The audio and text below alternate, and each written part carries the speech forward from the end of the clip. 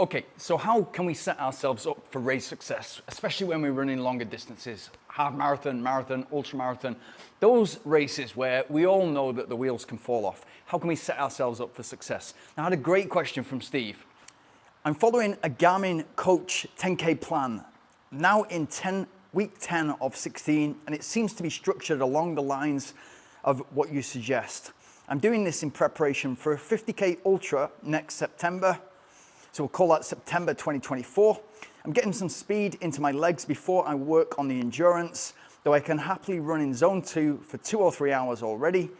Last October, so October 2023, I did my first ultra, 52 kilometers, a 60th birthday present from my son.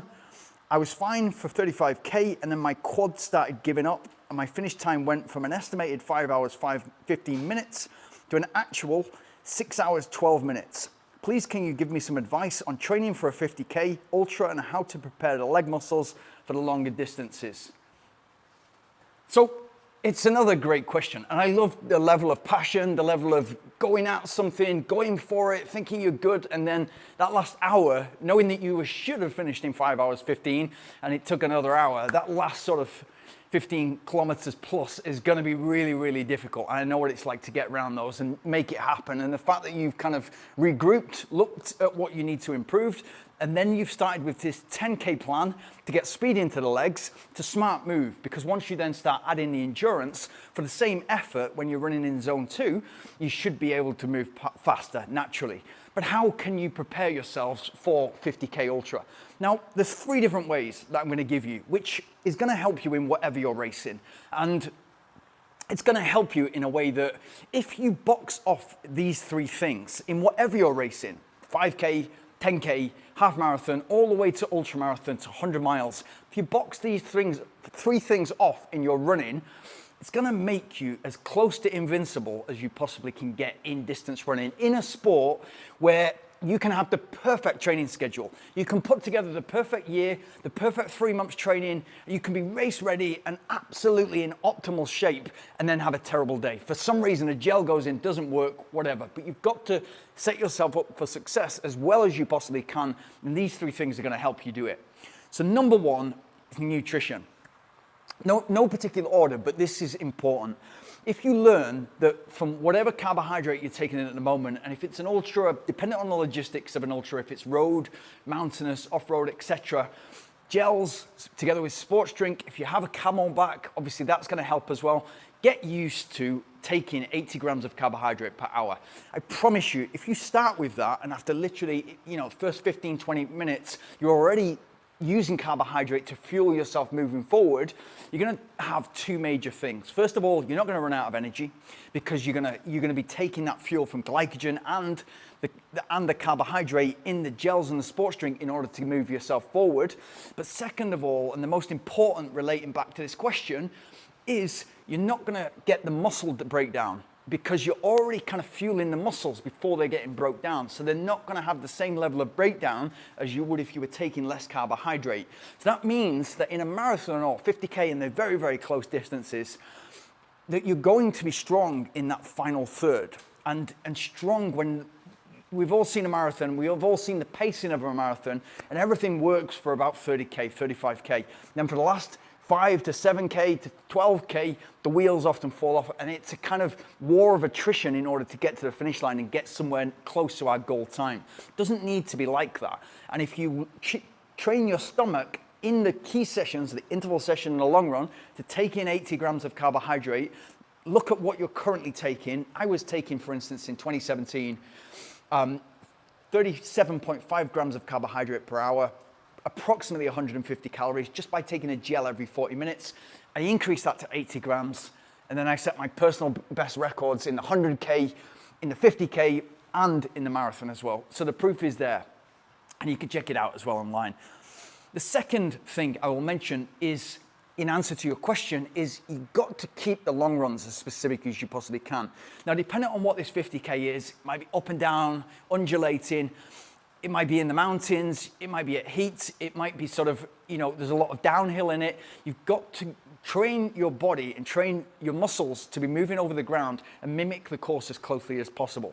Second point, that is, but it's crucial in order to set yourself up for success.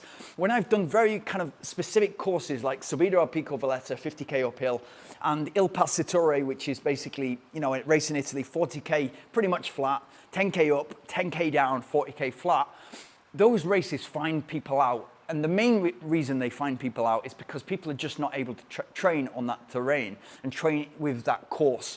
So if you can train specifically on the course, fantastic. But if you can mimic the course, it's the second best to actually being out there on the course. So for example, in the Il Passatore race in Italy, I'm going to train to go fast uphill after 40k flat, so really push and attack on those hills. So I was ready to attack the group that I was going to be with at the time.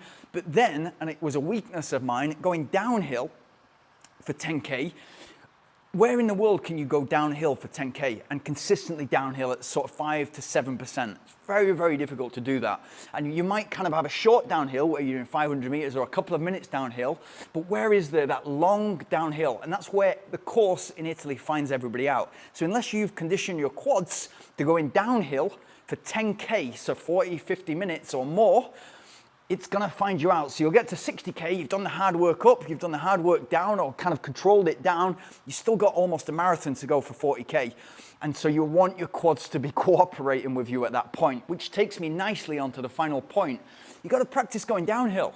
And whether you're training for a flat marathon, flat half marathon, or 50k flat, or it's undulating up and down, if we think about it, the repetitive motion of running, the usual muscles that get sore towards the final third of a marathon are the quads. And it's the most underrated aspect of our game, that we don't condition our quads. And the easiest way, pretty much the only way to condition your quads, is to practice running downhill. And I don't just mean sort of 250 meter repeats, so running uphill for 250 meters, jogging down. I mean getting used to running downhill for long periods of time. And that's going to condition your quads. Even if you live in the mountains and you're constantly going up and down, up and down, up and down, your leg muscles are rotating and having a break. But then if you get to a point in your training where you can go downhill for 5k and your quads get used to that dullness, that ache that you get in the final third of a marathon or in the final 10, 12k of a marathon, and it will happen, even more in a 50k, if this is flat or undulating, it doesn't matter. Then if you can prepare the quads by running downhill and pounding downhill so that you're controlled, there's two things that are going to happen from that. First of all, the quads are going to get ready, so they'll be ready to tackle and for you to push in that final third of a marathon or final third of a 50k. But even better than that, just like running uphill, where we kind of figure out quickly what's the most efficient way to boost ourselves up this hill, it's exactly the same running downhill, but in a slightly different way.